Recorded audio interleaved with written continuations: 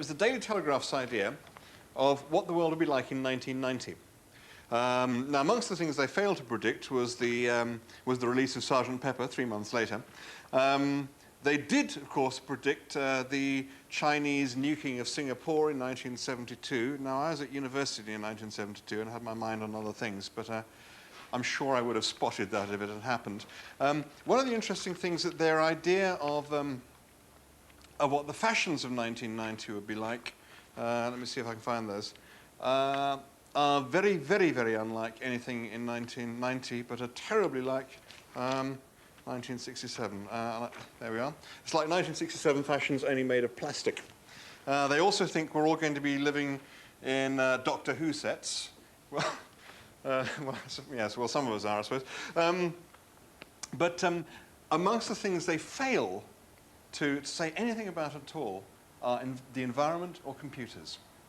So it'd be very interesting to know, looking back from 25 years to now, we're sitting here busily predicting what the next 25 years is going to be like. There's going to be something fundamental that we're going to miss. Not because all the pieces aren't already here and aren't just waiting to sprout, but because although we've got all the ingredients, we actually don't know what it is we're cooking.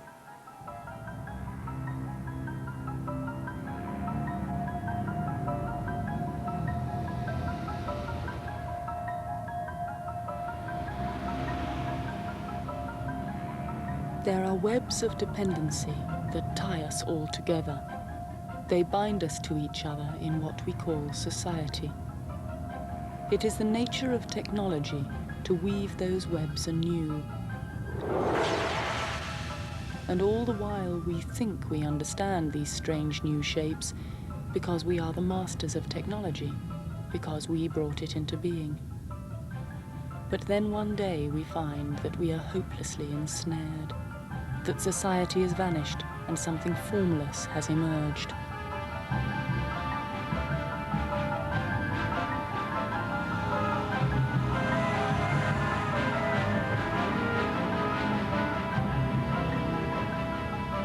As we slip towards the millennium, technology is already tying us in knots. The computers that connect us through the web we call the internet are carrying information that no one can control.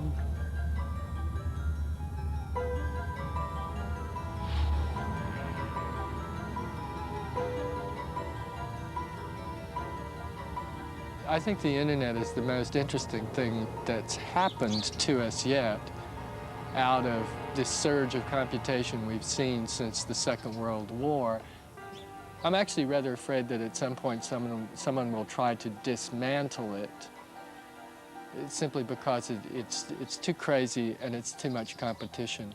But I have a certain faith in the fact that it's transnational to prevent that. It doesn't come from anywhere in particular. It's spread all over the world, and since it was designed initially to survive nuclear war, it might well survive any attempt to dismantle it from the outside. Information has one yearning, a yearning to be released. It will run amok amongst us, reproducing endlessly. It knows no loyalty, it has no moral code. It will serve any master, whoever will set it free. There's this wonderful saying, which is, the internet treats censorship as damage and roots around it. So whenever you put up a boundary, it's just like water, it just finds another path. And you can do things, you can try and control it in your country, but those little things keep seeping across the borders. And whether it's information leaking in or information leaking out, it's going to leak.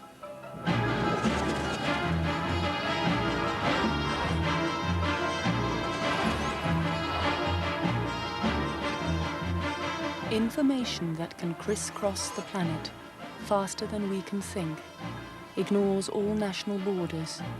It has no sense of tradition. It obeys no ancient rules.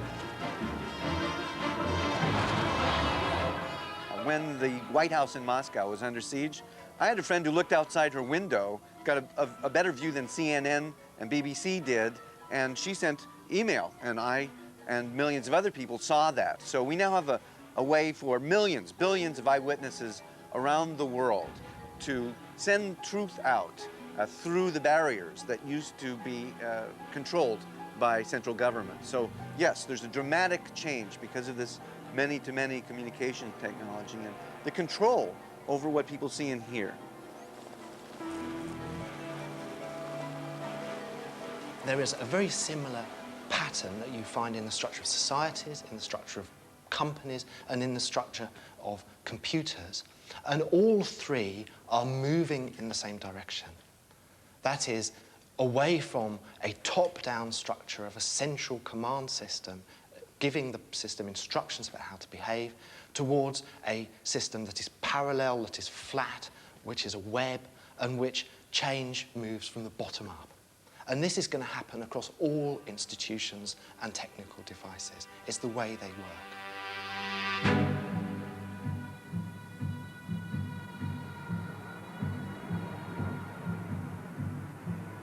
Cyberspace seems like virgin territory, inviting pioneers, a place where we can carve ourselves out in new and different shapes. No one there can see our race, our face, our class, so it feels like liberation to escape the material world and to disport on the internet, where we are totally anonymous, yet open to view. And when the internet is used as a way to express desire, then we glimpse how technology could one day truly change the way we are. Cybersex is any aspect of sexuality that has to do with technology, and that can be everything from virtual reality to phone sex to CD-ROMs to the adult bulletin boards. Future Sex, as a magazine, really strives to explore the link between sex culture and pop culture, and that can be everything from low-down street scenes to the most far-out high technology.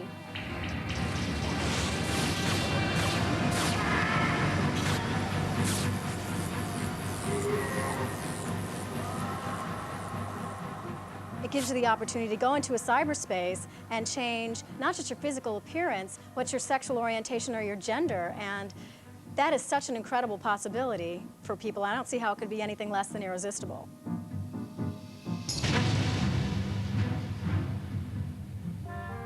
I'd posted something about buggering my boyfriend, which got some neat response, but I got a send from a man who said that he was so excited by reading this, and he thought it was such a cool thing, and he'd never tried it before, that he went home and asked his wife to have anal sex with him and have her be on top, and she said no, she wouldn't do it. So he went and asked her best friend. That has nothing to do with online ethics. That's strictly Earth time. And so he got her best friend to fuck him in the ass, and he just wrote to me saying, "Thank you very much. You changed my life. I had such a great time. You opened up worlds to me." I'm like, sex forever. And it's sort of exhibitionist, which I really like. It reminds me when the courtships, like if you see in Dangerous Liaisons, the courtships and the communications being done by these letters with the foot messengers and all that. It's really the same kind of thing, except it's much more cost effective and much more convenient. It's immediate. It has sort of confirmed that some of the things that I thought were sort of a little weird and perverse are actually kind of okay, because I've run into people who have the same proclivities that I do. And I don't think of myself as a particularly way out person, but I had a pretty conservative upbringing, and so a lot of the things that I've seen where people have discussed things that have been like quasi-violent things and all kinds of fantasy things that I always thought were, oh geez, this is bad that I'm even thinking this, as sort of now, it's been really, I think, kind of healthy, because now you're thinking about it in terms of, well, this is okay because these 20 million other people feel the same way. So. There are all these bizarre questions that are coming up now about sex online. And I have friends who have computer sex, even though they're in this monogamous relationship. They have computer sex with other people. And I have friends who don't, because that to them is, even though it's just words on a screen, it's still adultery. What's cheating? And what's cheating and what's not, and no one's... To me, I think it's great, because you can't get that out of business.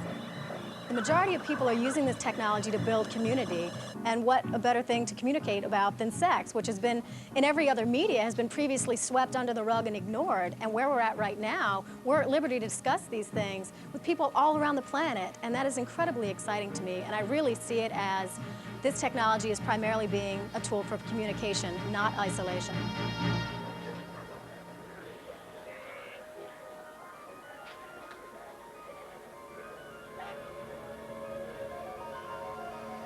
Throughout the Western world, there is a counterculture forming. Though politics may seem weary and all ideology ended, new technology seems sharp enough to prick the blandness of the future. Technology is not evil. Technology is completely neutral. That's my belief. It's the intent behind the people using it. It's also the amount of information that people have on both sides. I think there's an imbalance right now. There's sort of an information elite right now. The very small strata of people that really know a lot about the information technology, and a very large strata of people that don't. Now, if you don't know anything about the technology, you're going to be manipulated by it, and the people doing it are the people that do know about it. So the sensible thing to do is learn how to use it. That's the thing.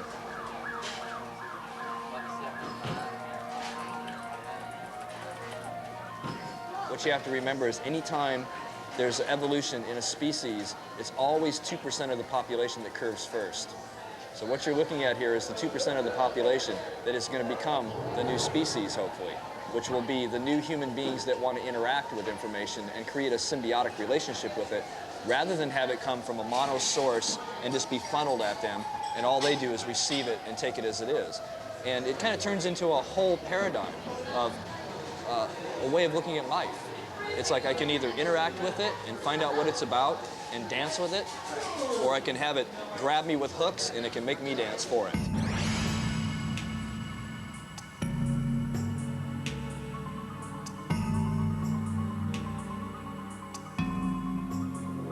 Cyber hippies believe that the future can be contested and that the weapons of the struggle are the means of its production.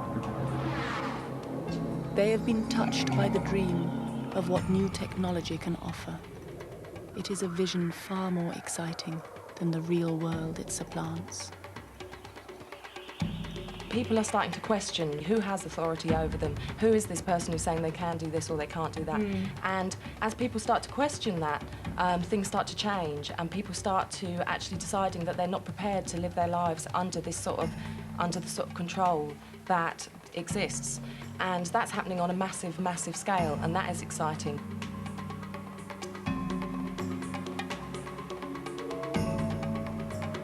We're sort of filled with a kind of vision, you know, of a future in which individuals are empowered by technology. And, you know, definition of a human is changing really fast. And we're kind of entering this era where the type of animal that a human is changing. Many of the people who created personal computers did them not because they wanted to become billionaires, but because they wanted to take this power that a few people had because they had access to big computers and spread that power around to all kinds of people. They wanted to create this intellectual resource that would give ordinary people the kind of power that elites used to have. Now it's 35 years after the revolutions of the 60s. This is really not completely the same kind of political feeling, but I think in a lot of sense, the revolutionary fervor we see in the computer networks today really is rooted in that kind of 60s project. People like us in this country, we're not interested in being citizens of Great Britain or, you know, subjects of Her Majesty's government. We're interested in being people. Yeah, and people on the net, you know, which is like a new kind of country. And a lot of country without boundaries. A lot of what we're doing is technology driven, and you know, technology is the force, and we want to use technology for what we see as, you know, the evolution of that's right, evolution of you know, our society. And if we don't take the tools and use it, it's going to be done for us. The first issue is access, you know, actually getting it. Yeah.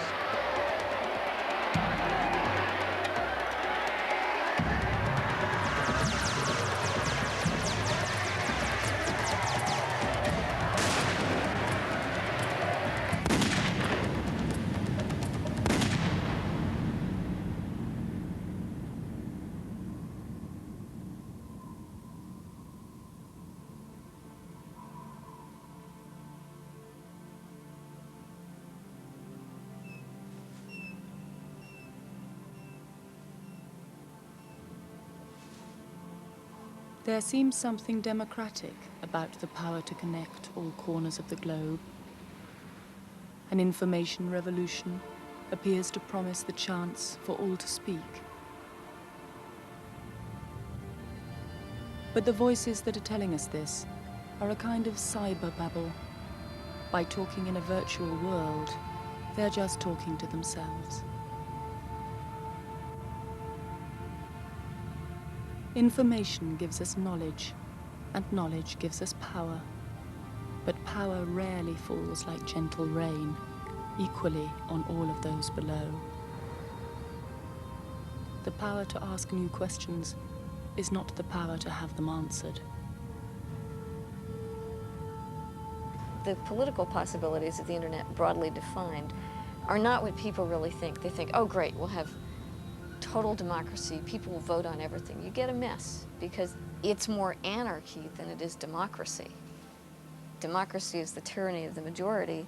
Anarchy is the tyranny of nobody, but it's not necessarily good.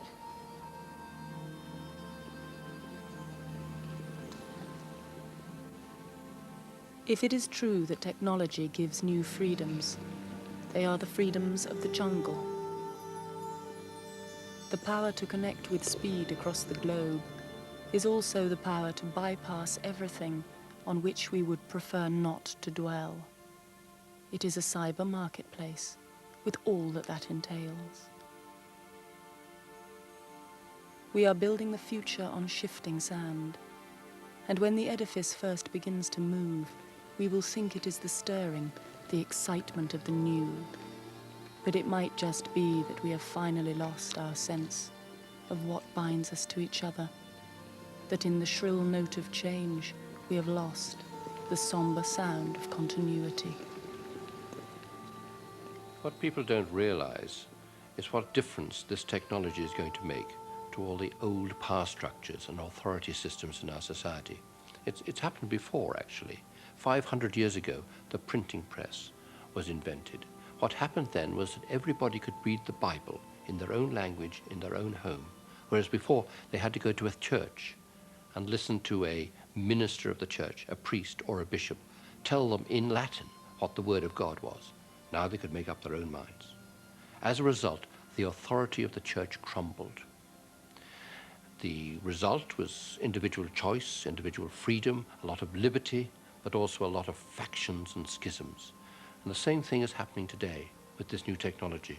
Everybody can make up their own minds about what is happening in America or Bosnia or wherever. No longer do we have to believe presidents, prime ministers, princes or queens. As a result, the old authority structures no longer hold the same sway over people's minds. Now, in some ways, that's wonderful, but in some ways, it's very frightening. What is going to hold society together?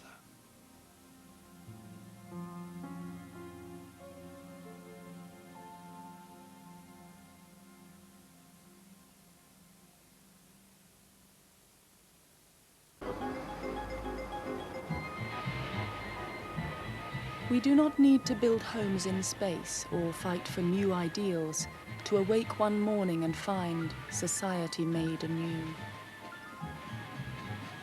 Technology only has to do enough to change our daily routine. And when the comfortable stability of long-established norms begins to falter, the world turns upside down. The future is already in the marketplace, where it can flourish and destroy. And the market has a way of changing things without waiting to count the cost. All this change is driven by technology. But technology has all sorts of effects. I mean, of course it allows people to work in quite different ways. Of course it allows people to have much more information and much more choice. But it also means that everybody is competing with everybody else in the world. So that puts tremendous pressure on all sorts of organizations and on all sorts of governments. You can't get away with being dozy anymore.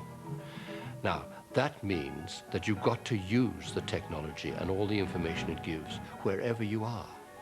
And that means that nobody can escape from all these kinds of changes that technology makes possible, but which economics make absolutely essential.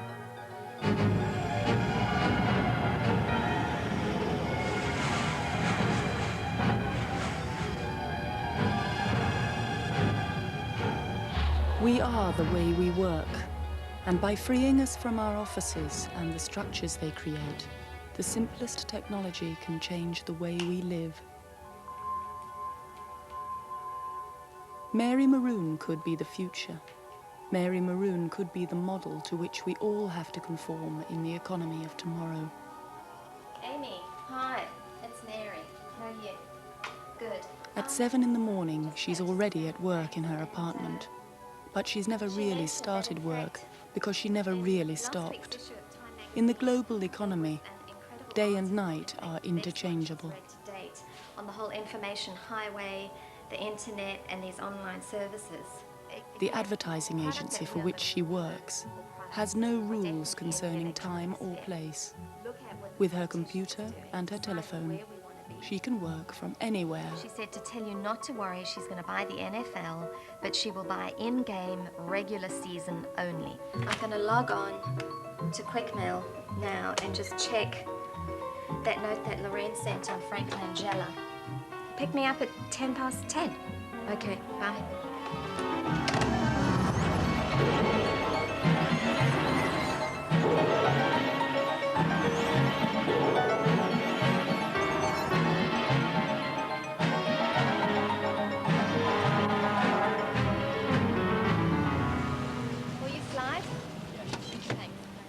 When Mary goes to the office, she does so when it suits her. No one is watching and no one is counting. They notice only that the job is done. It's a life that has no boundaries. This is communication, information, productivity, and human being in one technology-assisted mix.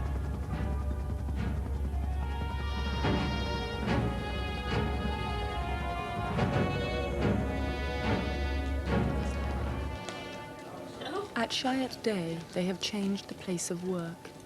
They now talk not of offices, but spaces. If cyberspace is where computers talk, this is cyberspace made flesh. Here, no one has a desk or anything much to call their own. But each employee can always find a computer at which to sit and a mobile phone to hold. Then, as free agents, they roam in a place designed to give them the tools to make work easy, but never the objects to tie them down. They are always online and never off-duty, totally free to fly and totally free to fall.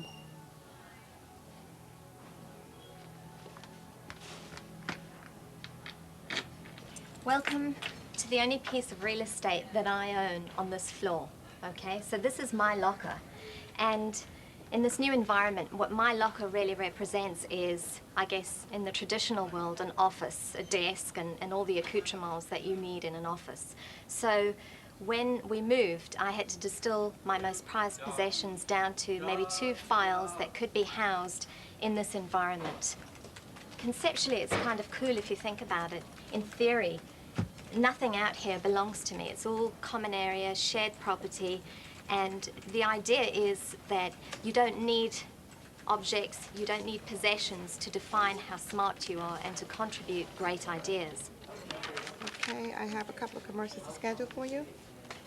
This area is what we call the clubhouse, and the whole idea behind the clubhouse is it's a very informal environment where people can come to either engage in conversations with other team members or people from other groups, other accounts, or in fact they can just come, plug in their power books and do some work again at the tables. But I would like to stress, nobody owns the space, nobody has a set table that is designated to them on a daily basis. Have you had any thoughts? Bucci's getting pressure from his dealers. So he wants to know where are we netting out. Pressure from the paper. Right, when I think about the future, I'm very motivated and energized and excited because I think the kinds of conversations that I've been hearing about what it's going to be like are incredible. I mean, anything is possible. And to me, that's amazing. I want to get out there and start inventing it and doing it and making it happen. But having said that, some people just can't adapt to change, and I think we understand that there will be a lot of natural attrition, and we may lose some very good, very talented people. But ultimately, if they can't adjust to the environment and to this new way of working, then yes, they unfortunately will have to leave.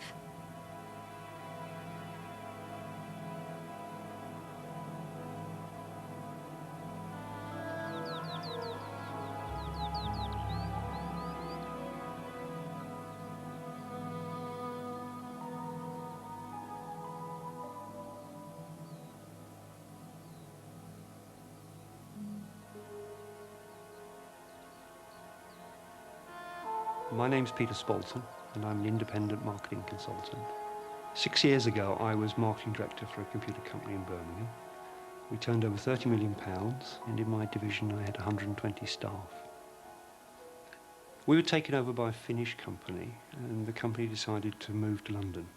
And I'd actually moved up from London 5 years previously, and at that point decided to not return, and decided to work as a teleworker from home. The techno-evangelists insist that with distance the heart grows fonder.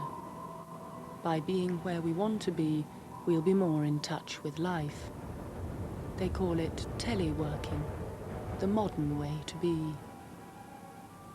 But the freedom to work from a place we love is no guarantee of happiness.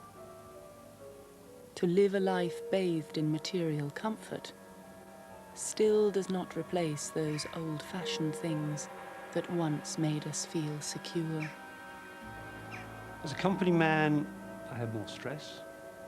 I was a puppet of someone else in many ways.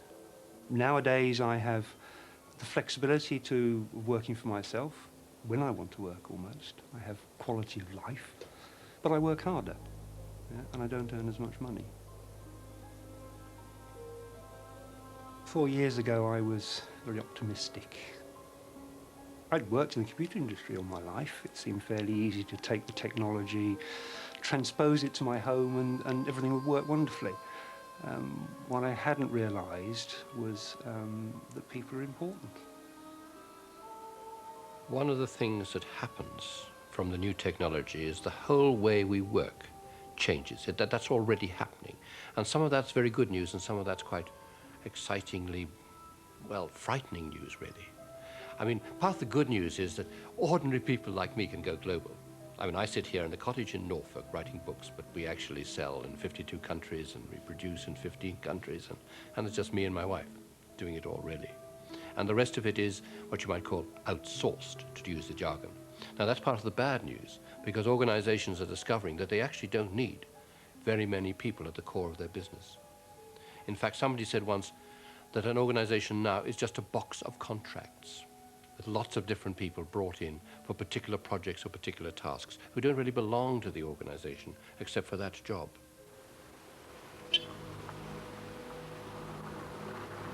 Isolation is the big killer. I miss going to the pub at lunchtime with people and just chatting about things. I miss the decisions around the coffee machine.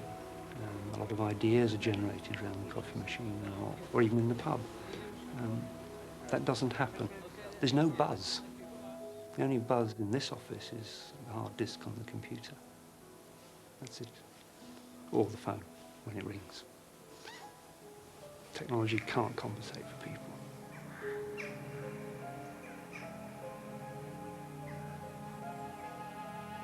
I think we've expected to join, most of us, large organisations, either in the public or private sector, and for them to be there, really, for us. These big organisations are in the eye of a hurricane which is whipping through, not just Britain, but actually throughout the industrialised West. And it's forcing these corporations to, in the jargon, shrink, downsize. They are contracting out parts of what they used to do to other firms or subcontractors. And so when you join a firm, you can't expect to be with it all your life. You can't even expect it to exist at the end of your life. Now, that's good, that's bad. The good thing about it is that actually that's an opportunity to kind of get out of traps, because sometimes people got trapped in these organisations. But the bad thing about it is that for most people, they actually needed that reassurance. Ordinary men and women actually, I think, needed the boundaries of settled organisations as kind of platforms from which to live the rest of their life, have mortgages to buy houses, parent, bring up children, construct friendships. If you're going to construct a network of friends, you have to be in the same place over time. And if places are always changing and work is already changing, you can't even hold your friendships together. We may be moving into a world in which even notions of friendship change.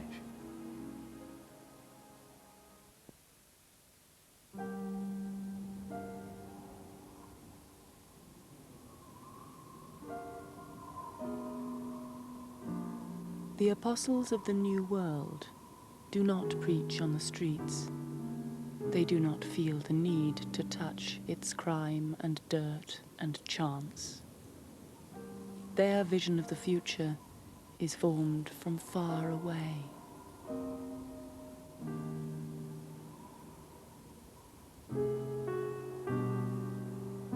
The wealthy and the fortunate have always lived above the rest. But now they have the means to be still more remote.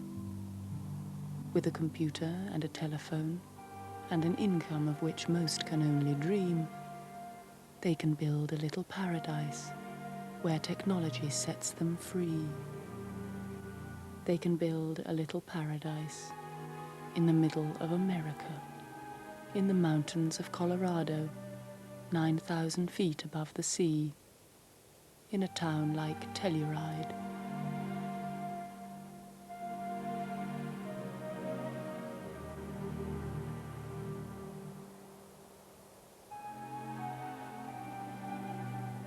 But though they feel remote from city life and far from city noise, they still can feel connected. Roger, Tango Echo is entering right down 27, tell your ass, got the chat link inside.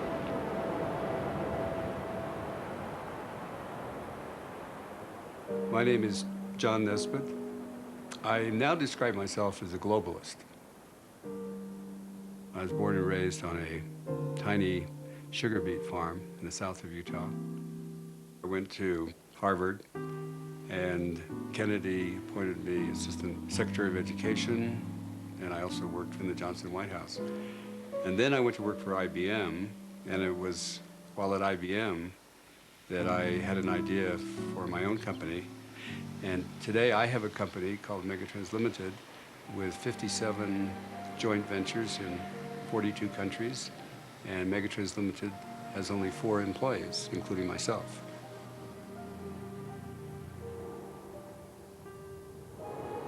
That led me to move from Washington, D.C., where I didn't even know who my neighbor was, to Telluride, Colorado, one of the most beautiful places on the planet, and where I know all of my neighbors. Indeed, most of the people who live in the town. You can now pretty much do what you do anywhere you want to. So we've turned everything on its head, and we've been able to do that because of the advances in telecommunications mostly. This is the global paradox, where home can be somewhere small and cozy, though the workplace is the world. When the future can look like this, it is easy to be entranced. But in Telluride, those cozy homes cost $1 million and more. It is the nature of every paradise that only the few gain entry. The global paradox is that the new technology is simultaneously creating this huge global economy and at the same time making the parts smaller and smaller and more powerful right down to the individual. As the world becomes larger and larger in the sense that we're all becoming one economy, the focal point is increasingly, and the basic unit is increasingly the individual.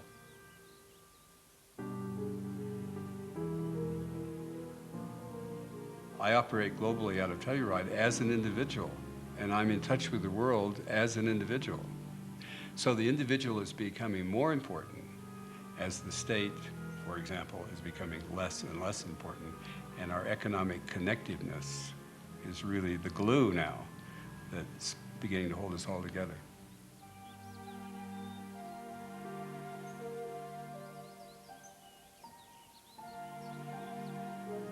I don't think this is the preserve of just the wealthy or people who have glamorous jobs. For example, there's a woman who edits court records in Los Angeles, doesn't go to Los Angeles, but edits the court records. There's a couple here that designs Hallmark greeting cards. They used to do that in Kansas City at the headquarters, but now they do it exclusively from Telluride. And that's the whole idea with the new technology, that you can go and seek out really quality of life places and do whatever you do from there. I think we have the technology in place to do that pretty much anywhere in the world. And indeed, the technology is not going to change very much. It's going to become more and more sophisticated. There's going to be an enhancement of the technology, the blending of the technologies, and it'll all be more and more elegant. But basically, we have in place what we need to operate from remote and hopefully beautiful areas.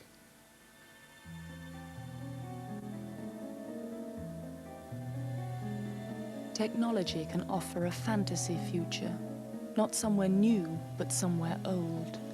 A chance to cling to the past in a world that's rushing by.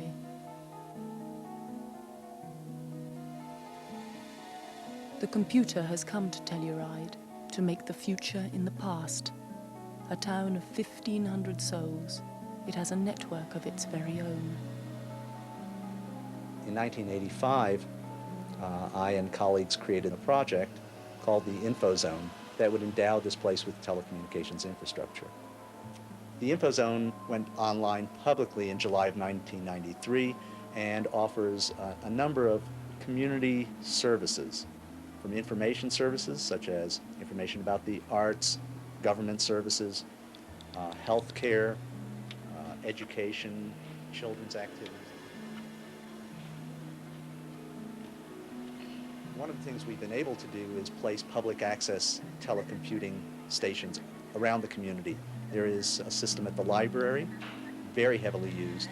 There's a system at the medical center, in the high school, and here at the Telluride Institute. And there's somebody calling to get on now.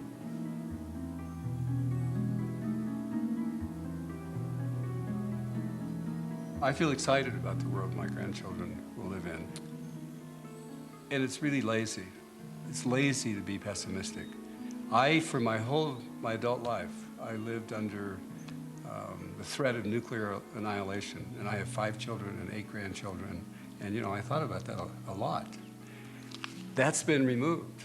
The end of the Cold War, the fall of communism, the spread of democracy, the globalization of our economies, the modernization of Asia, all of the new revolution in telecommunications. How can one not see that the world's changed and the opportunities are unprecedented? I think that the opportunities for individuals, for institutions, for companies, for families is greater today. The opportunities are greater today than they've ever been in any of our lifetimes. And the global paradox tells us that the opportunities for each of us as individuals today are greater than they've ever been in human history.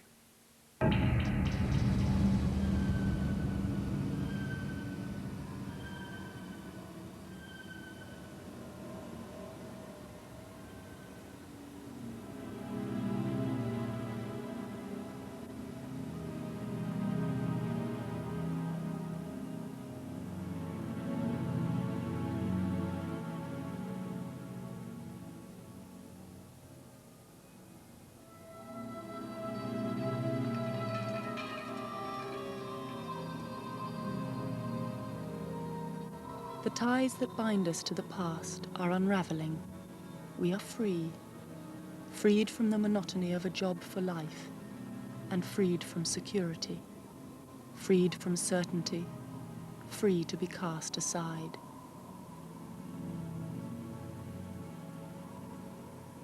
In a world where we have to look after ourselves, no one is looking after us. when we stand and face the future, we turn back and see millions of other people all alone. A host of tiny free agents in a huge global economy.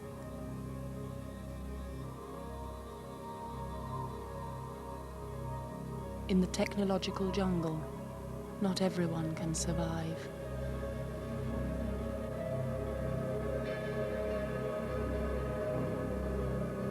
If there's parties booked in, if there's no parties booked in, then they don't need the maximum amount of guides. So I'm last on the list then. So there's no job security. Everybody all right? Right. Yep. You follow me, we go down the mine.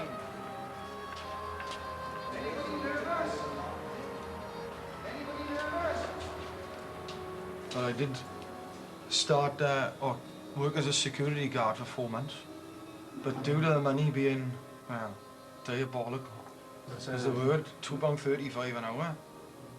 Terrible. Slave labour. My wife also works here at the park, but we're on the same money, which is, you know, what can I say? It's if we had a mortgage, then we wouldn't be able to survive. That's quite simple. That's the bottom line. We wouldn't be able to survive. What does prophesied about the decline of the industry and the decline of the social part of the valleys is happening, you know, depressing as it is. That's a fact. Okay, people are saying, right, it's nice, it's a better environment, and it is. But you can't eat fir trees and things like that. The great working class communities of the first half of the 20th century, in which literally tens of thousands of men supported through blue-collar work wives and 2 or 3 children, and lived in the same place and supported the same football team and actually had all kinds of shared symbols and means of communicating one with another, are shrinking.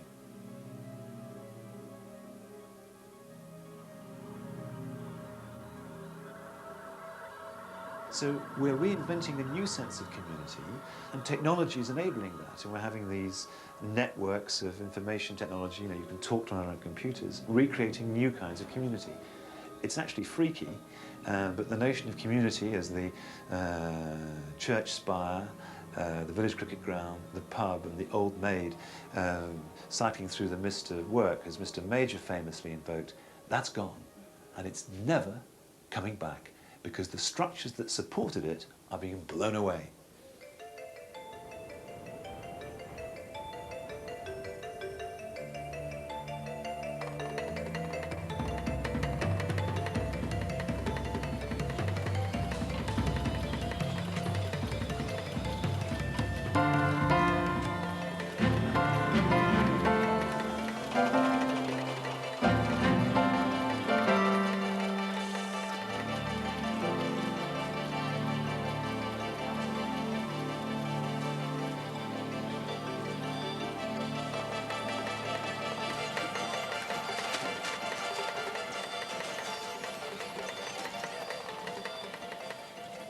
The promise that technology brings is rarely filled with glamour.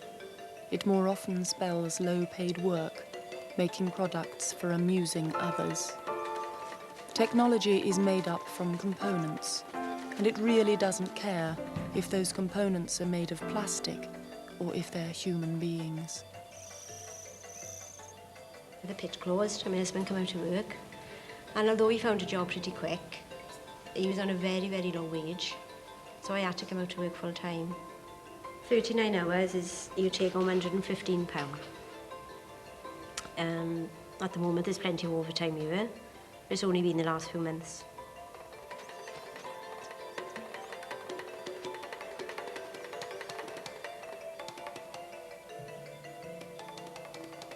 We hear all these great stories. Yeah. Sony's going to build a plant. Yeah. I were opened, innit?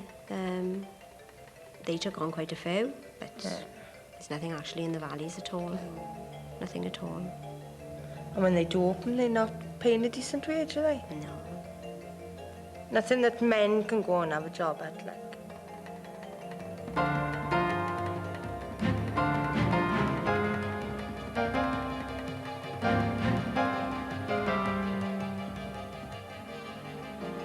If we appeared to be opposed to progress. We looked like a bunch of old bloody dinosaurs. There were a group of people many years ago, long before we ever thought of, called Luddites. They called them Luddites because they went out to destroy machines. They said, right, we're going to destroy these machines because they're going to put us out of work. And the same question's been asked now. Machines have got to work. Honestly, I believe machines have got to work for people instead of profit. There's huge companies now bringing in new machines, and what happens? A couple of days after that, they announce further cutbacks on the shop floor.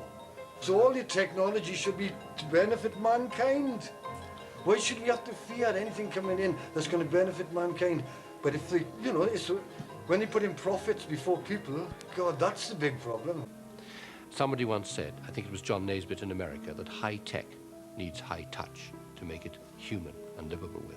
And we've got to find more ways, it seems to me, of providing high touch to the people who are going to be pushed out of the work community because of this technology, which makes life very exciting for some, but very frightening for the people who are, well, out of touch.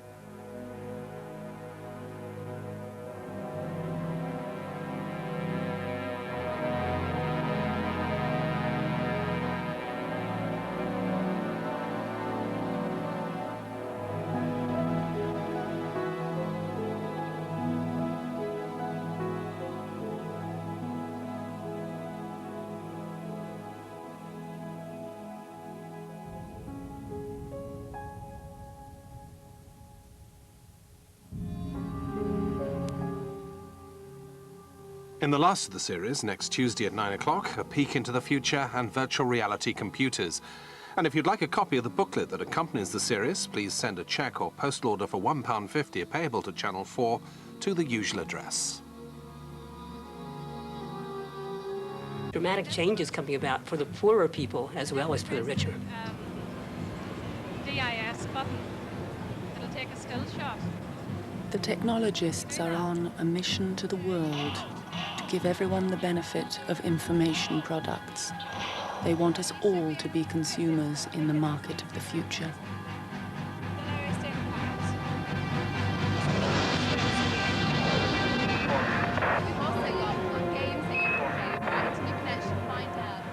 The objective needs for a new technology are that technologies have a tendency to justify each other. So for instance, you have a very fancy computer, and then because you have that, somebody designs software for it that lets you make very fancy documents, but then because of that, you need a nice fancy home printer that can print the documents, then you need the fancy network that can connect to other people to print the documents. But the ultimate question is, when all of this technology is available, are people really doing anything different? And the answer is, they're doing something that might be more fun, more beautiful, but the world is still turning in the same way. There's not a fundamental difference, such as a disease that's been cured, or a population that's nourished that was not before, something of that kind. A digital tidal wave is sweeping across the world. It will soon have left its debris on every foreign shore, and the technologists may then feel their mission is complete, that information is universal, easy to use and cheap. They will say we now have access to their new kind of world, but though we may be taking part, they will set the rules. I mean, I get as excited as everybody else about the visions of the future that are conjured up, that we'll all be united in this sort of global village, which will all work on behalf of, you know, greater good. But I think we can look at the past and see what other technology has done for us. I mean, when video first started, it was going to, you know, free us from huge media conglomerations because we were going to make our own films. It was going to be a two-way process. I mean, I don't know if people remember all this, but it was going to revolutionise our lives. And we ended up with Jeremy Beadle. We ended up with a machine that just fits into the domestic setup and doesn't really disrupt very much. So I am a bit sceptical about it because it's a question of who owns it and whether they're going to work on behalf of the public, if you like, or work for themselves. I mean, this idea that we all actually own it is a lovely utopian idea, but we don't. Owning a piece of technology does not buy us control of our lives. Though we are told we all can travel on the information highway, the reality is more pedestrian, more familiar and cold. Most of us will just receive. We will passively consume, because we do not have the power, the knowledge, or the means to move into the fast lane, to join the ones who shape the new. When the riots were on in Los Angeles a couple of years ago, I was struck by an image of looters running out of a Radio Shack with Walkman and boom boxes and whatnot. The Radio Shack was completely trashed. It was next door to a Macintosh dealership. The windows were unbroken and you could see the power books in the windows. And I thought that's kind of worrying. These people don't know what that product is or why they would want one. So I think the split between the people who have this information technology and those who don't is very worrying if it falls along the traditional lines of have and have not.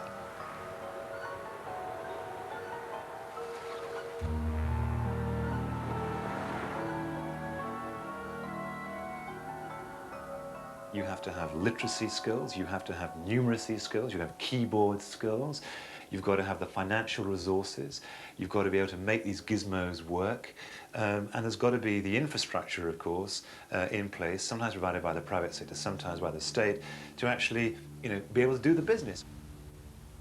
So I'm afraid I don't see the information superhighway as being something which is going to reintegrate the world. On balance, I think it's going to tear it apart. Where technology is at work, where it generates new wealth, it will grow and change and flourish and benefit its owners. But where technology is passive, where it is tuned just to receive, its presence will be blank. It will not set anyone free. This is the new apartheid. Apartheid not just between white and black, the rich and poor, but between those that seize technology and those that it ignores.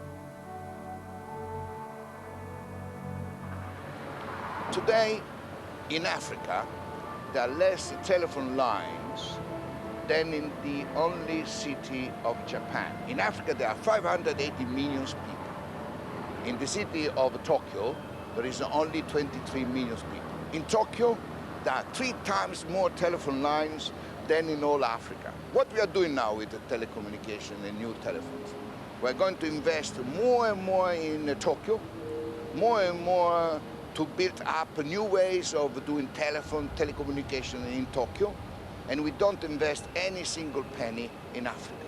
Because in Africa, there is no solvable market. People say, there's no money, why should I invest in Africa?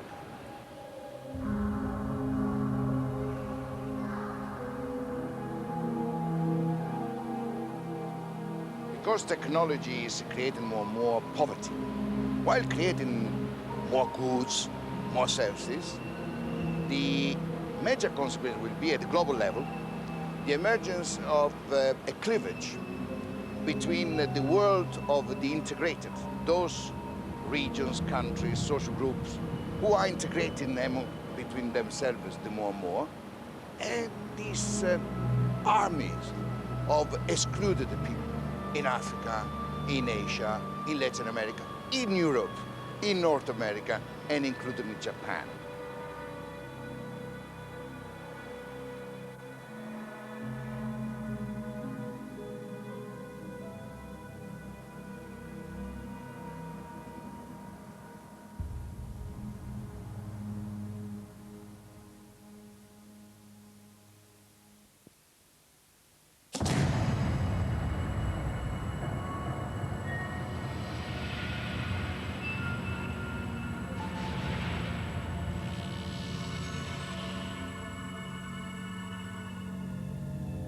The story of the 20th century has been one of extraordinary technological change.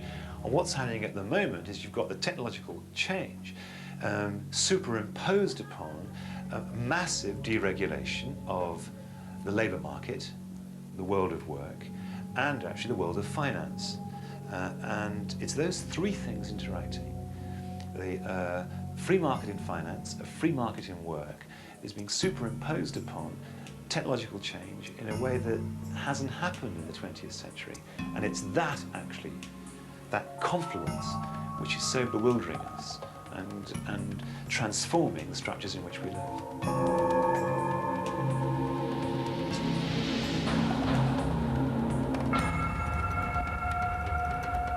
The market of money, which means market of capital, market of money, where people can go and buy and take money, is now instantly managed through information communication technology. Today, while we are talking together, there are $1,200 billion which can be moved across the world instantly, just in a tenth of a second.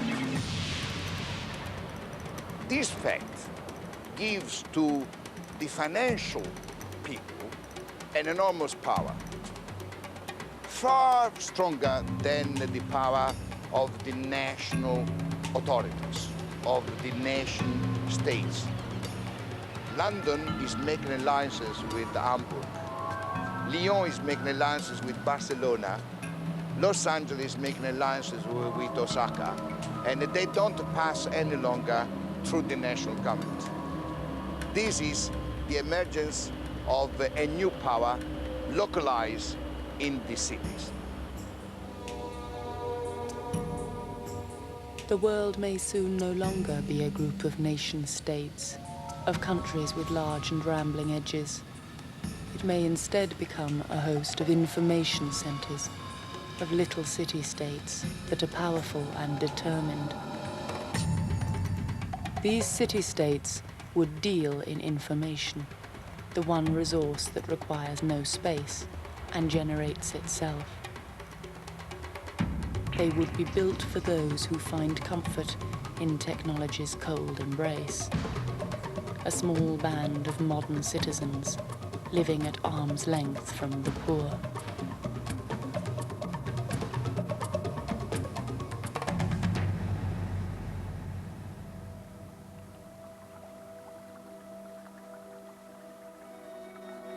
If the future looks like anything, it looks like Singapore.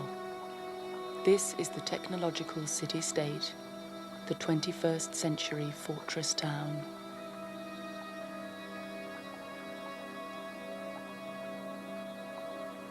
In an age of nation-states, Singapore was at best an oddity, which somehow survived despite the odds against it.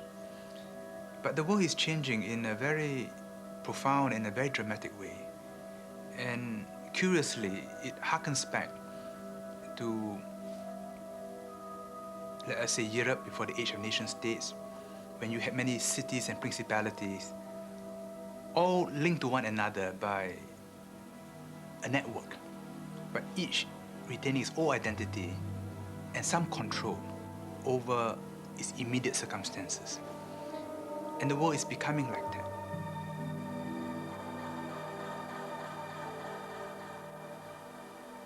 Singapore calls itself the intelligent island, more committed to the future than any other country. Less than 3 million people taking on the world.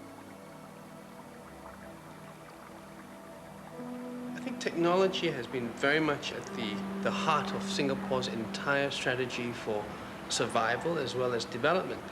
And we may not be the most technologically advanced country in terms of having nuclear technology or being able to send the man to the moon and so on, but we emphasize technology because it is virtually the only resource we have. And because Singapore is a city-state, we have an opportunity to make this a microcosm for what other cities in the world could become in the future. There are no homeless, there are no poor, there are no unemployed. The information highway flows right through, and everyone has a role. We envisage that within the next 10 years, we would have an advanced national information infrastructure, which will comprise high-speed wired and wireless communication links that will connect up virtually every home, every office, factories, schools, libraries, and people on the move. Attention please. Passengers are reminded that it's an offense to smoke, eat or drink in MRT stations and trains. The offense carries a maximum fine of $500. Please help us to keep the MRT stations and trains safe, clean and comfortable. Thank you for your cooperation. This is the city as machine, and everything within it, from the people to the hardware, only has one function: to make the engine purr, to keep it racing forward.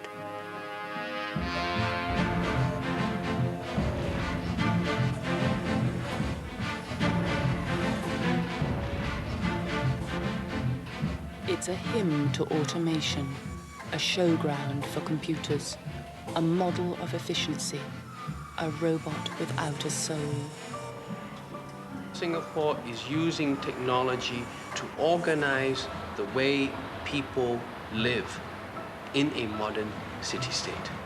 One example is the area licensing scheme that we have in Singapore, the fact that people are going to be constrained from entering into congested areas, and it's not to be assumed that motorists have free rights to go wherever they want to, that there will be a social cost to this. We're now experimenting with electronic road pricing, which I think will come about very quickly. So it's not just technology, it's the whole idea that when you live in such close quarters to each other, there's got to be constraints on human behavior, and it's not just a simple issue of individual rights. In the societies of the future, in the cities of the future, I do not think it is possible that you can have absolute freedom. But I think we have to accept, in a city of, say, 20 million people, if you want that city to work as an effective machine, which is really what we're talking about, every machine has to operate with the guidelines, or a computer has to have a program. I think we're going to have to accept, in the future, that people will have to be programmed a bit more if society is to be successful.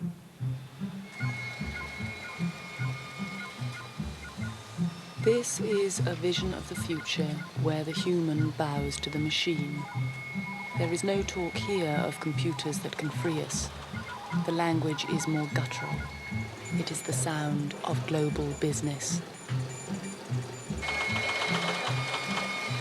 This is our most advanced factory to do this operation in terms of infrastructure and equipment.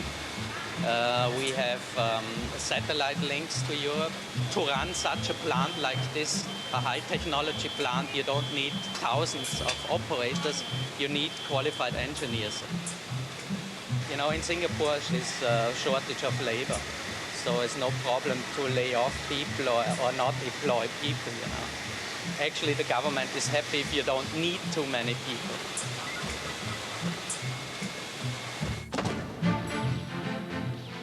In a country where there is too much work, there is a need for foreign labor. So every day, there's a steady flow, carefully controlled, of migrants brought to do menial tasks and then, ungraciously, sent home. Well, the greatest advantage in being a city-state is that we are able to maintain some control over the movement of peoples. If you go to most countries in the third world, cities are ballooning in a very nasty and unpleasant way. The urban drift is unstoppable, which means you cannot solve problems of crime, of drug addiction, traffic jams, prostitution, and so on. So, by historical accident, we are a city region with a fence around it. Of course, the gates are open, but we control what goes through the gates.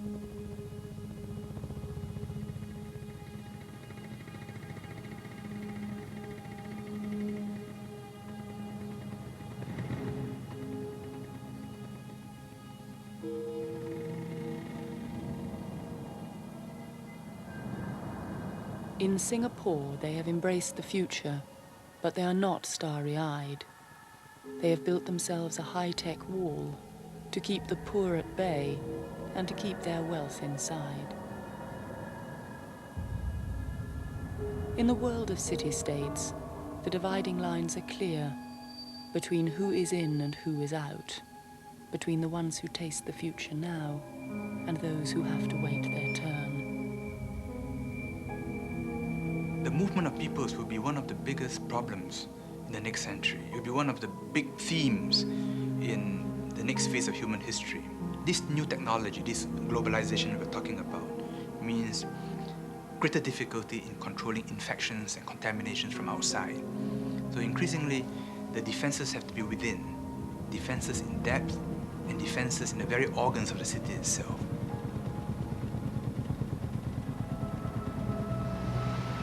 Singapore can offer some insights into how these challenges can be responded to in the next century. Not so much Singapore in itself as a unique case, but Singapore as one of many cities in East Asia, all conducting their own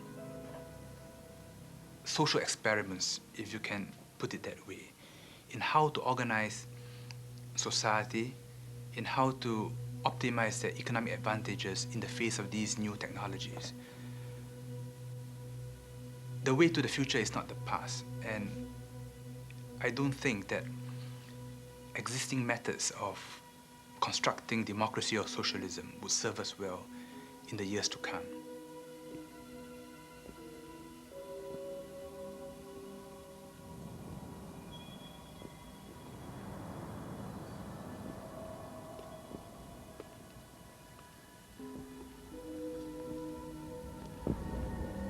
Singapore struck me as a culture in which, as William Burroughs once said about the United States in the 50s, everyone has the policeman inside. There isn't a big police presence on the street in Singapore, but the populace behaves itself. It is a future. It's one of those futures that's sort of fallen to earth a bit sooner than everyone else's. It's like Disneyland with death penalties. And I hope that isn't the future we're headed toward. I don't think the future is about control from the top. I think what we have to worry about is control from within.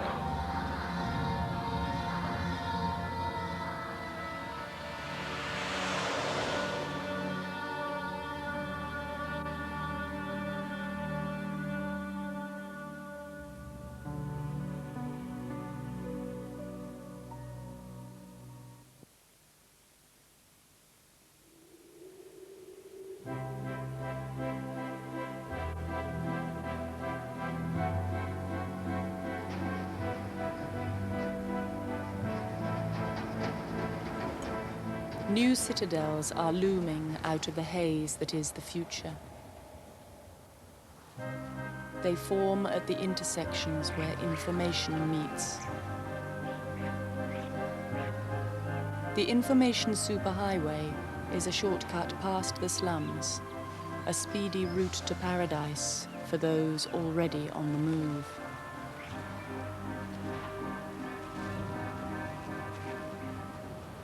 Globalization is not everywhere. The globalization is a business today primarily of cities. Globalization does not take care of Africa, does not take care of the peasants in Latin America, does not take care of Uzbeks in Uzbekistan. Globalization takes care, for instance, of the small minority in Sao Paulo, who is as rich as the small minority of city in London. Then globalization takes care also in Sao Paulo, but not of the rest.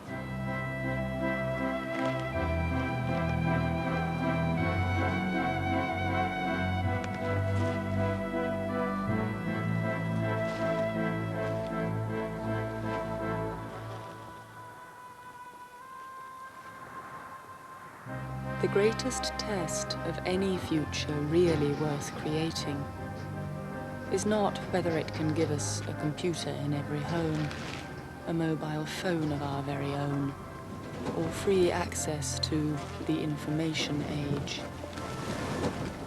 It is whether it can, in some small way, lift our oldest burden, the crushing force of poverty, the dead weight of exclusion.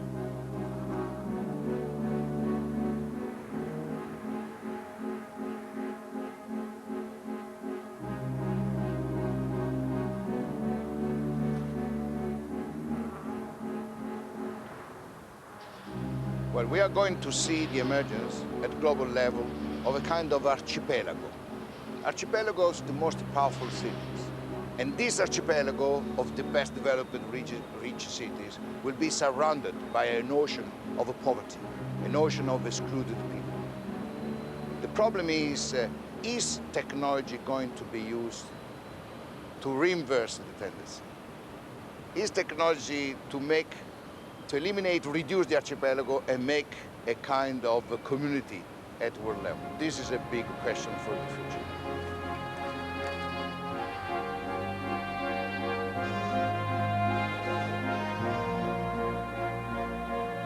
At this moment, when we are telling ourselves technology can bring us together, it is technology that is driving us more hopelessly apart.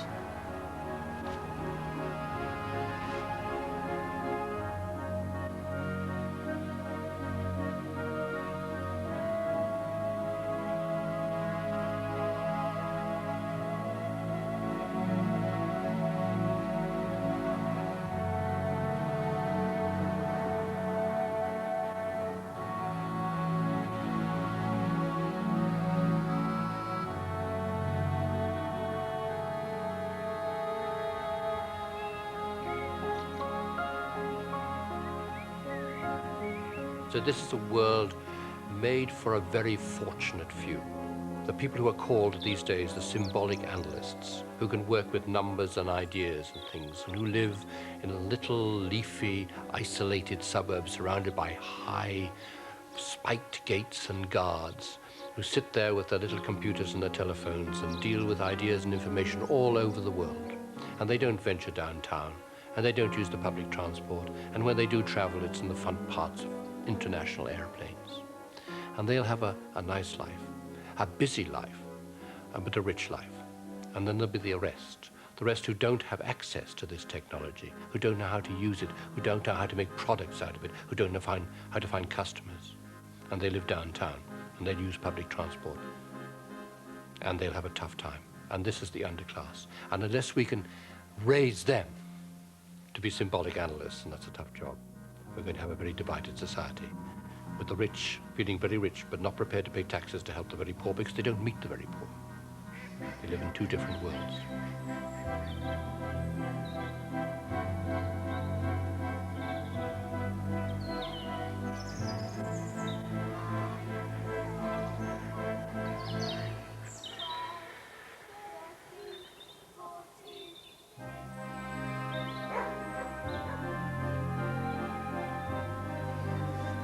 I think the facilities offered by technology in the future is really going to fragment the cohesiveness of society. People won't have to communicate on a face-to-face. They won't have to shake hands. They won't actually have to work together, travel together, be together. Technology will allow them to conduct their business at arm's length. Technology will also allow them, with physical security, to live in an environment which is uncluttered by the outside world, by violence, by crime, by pollution perhaps, and therefore they can live within a cocoon. This is Kensington Green. I'm the estate manager, and this is a new luxury development in Kensington. The idea at Kensington Green is that security is of the most importance. All the boundary areas are covered by 24-hour surveillance cameras. Each house on the development is fitted with a burglar alarm. These alarms are radio controlled. Situated in the car park are a number of sensors, infrared and microwave, which activate a number of cameras. We've got video entry system. It works on the same principle. When somebody rings the doorbell, they get a picture and also can speak to the visitor.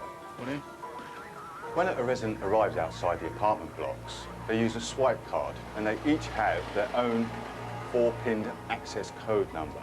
When the swipe card is put into the reader, back at the security lodge, information is relayed back to the computer. And that basically tells them who the resident is, what day it is, what time it is, and indeed of what apartment block they're at. No, that seems to be probably the children playing about in the garage as we get from time to time. Well, security is the #1 reason why people have decided to live on this development, and it's extremely important. But what we try and do is not make that an overpowering presence. Basically, at the end of the day, residents should feel this is their home, where they have chose to live, but there is a very secure environment.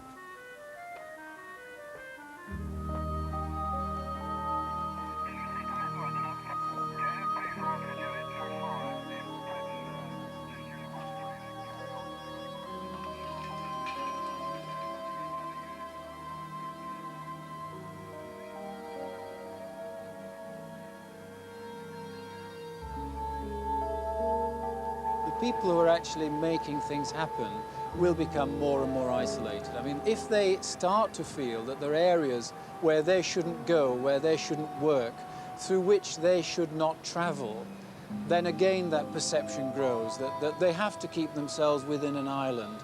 They have to keep themselves within their own group. They have to communicate, play, work within a group that they feel comfortable with. And there are other groups, other communities that they actually back off from. I think that is when we're in a really dangerous situation.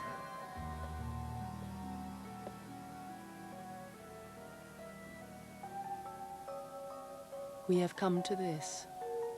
Technology designed to set us free, to give a window on the world, has erected bars before that window and closed us in on ourselves.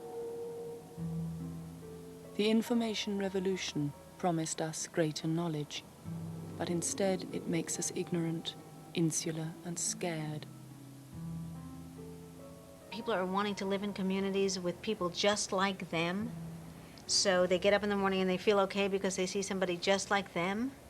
And it's a tiny bit worrisome. There's very little mixing. It's people like us that people want to hang out with.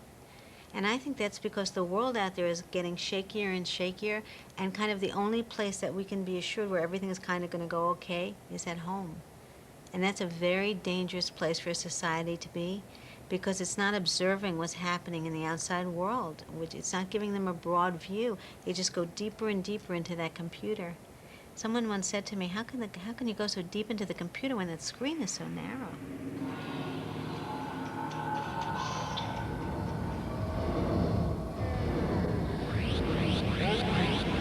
In a crowded and confusing world, we use machines to give us distance, to build a fence around ourselves. Sometimes that fence is real, a wall of electronic eyes, and sometimes it is virtual. It goes right inside our minds. But it is all a form of hiding. Computers reach their final goal when they totally disconnect us and remove us from what is real. In about the first decade of the new century, we will have a transition from the information society to the experience society. It will be about being there. Virtual reality will probably become a key technology, and it will happen like this. Instead of buying a television set, a camcorder, a computer, and a telephone, you will buy a terminal, and that terminal will integrate all of those capabilities together. And key to that will be a VR ability. Then you will be able to enter the computer-generated world. We will be able to have new experiences and be places we've never been before. When I think about technology, like affecting us personally, I think about my friends that sit home and play Nintendo and turn that on and their brains go off. And I think about people that, you know, that are like obsessed with virtual reality and like spend all their money going to Action Park to like, you know, do a flight simulator, you know, Air Force ride or whatever, and that kind of stuff. We don't need that, you know. We need to read. We need to like, you know, to develop children's imaginations, you know, from their own head, not from CD-ROM, you know, not from how good the graphics are, but it's about, you know, your mind. And like I think that, you know, it's dangerous. It's a fine line, because as much as education can advance, it's like it also makes us very, very programmed, you know?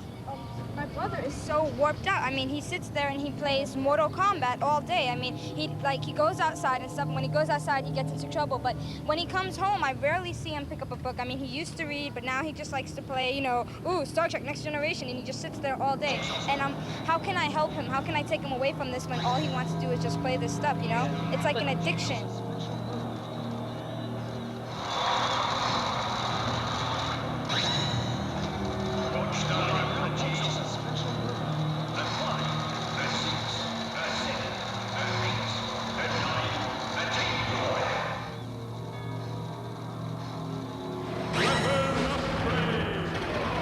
So when virtual reality comes, people that don't have great lives may do what we're calling cyber suicide. Cyber suicide is where you go in and you decide not to come back. Because in there is a much nicer place than out here. And out here becomes worse and worse the more that people aren't involved with real life, and cyber life becomes so pleasant. After all, it's man/woman made. And it can be anything we want it to be. And you don't get rejected in cyber world. I wonder what my grandfather or my father, who's no longer living, would make of the world we live in today. I think they might see it as a sort of screaming dystopia, really quite a nightmarish place. And people often say, well, look at television. What will virtual reality do to us? And I say, well, we don't know what television's done to us. It's very difficult to imagine a world without it.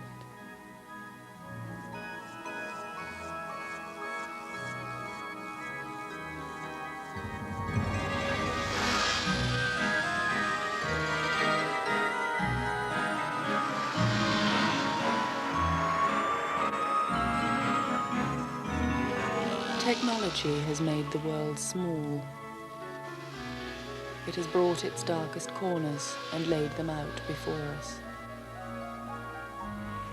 But the light that it offers to fill that dark with hope is just the flickering of a screen, of no use beyond itself.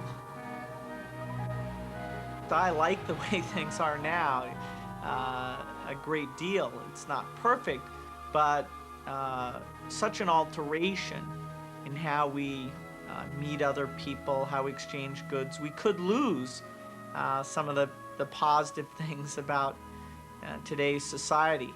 And so I do worry about, will the system be almost too appealing?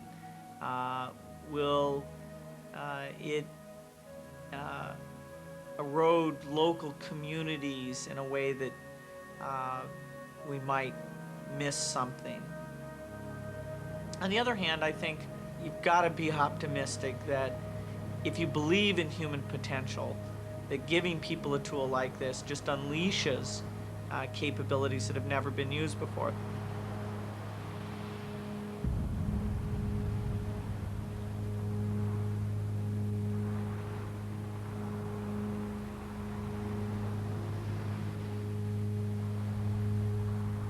I'm hopeful, or I'm stupid. Now, I'm very hopeful about the next 20 years because I think that people, the ultimate hope is in people. And I don't believe that people are going to let the machines overrun them. I think people instinctively know their futures are a little bit flimsy or shaky and are going to take care of it. I think they're going to take care of it by instilling values into their children, by electing the right people, by rising them above their prejudices. I think they'll throw the parts of tech that are bad and invasive and destructive and stupid out and take the parts that are good. I still believe that it's our instinctive desire to save our own race and do the best thing. And I think that we will.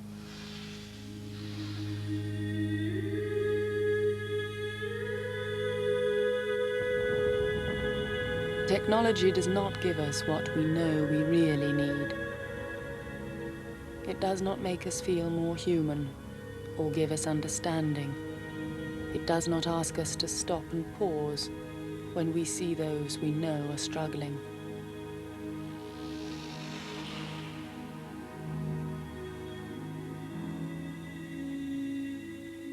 In the embers of the century, we are drawn to a glow, We crave the white heat of technology, while our hearts are growing cold.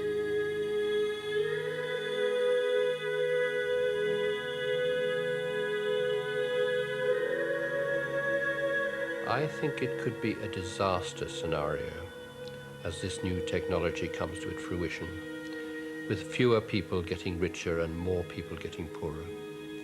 And I think it could mean the collapse of societies and indeed the collapse of the world civilization and a new dark age. And the only thing that I think in the end can save that is if the people who master this technology, the new rich, the new intelligentsia, can actually think beyond themselves. If they can realize that the best form of selfishness is unselfishness, that if they don't actually invest in people other than themselves, beyond themselves, they will destroy themselves.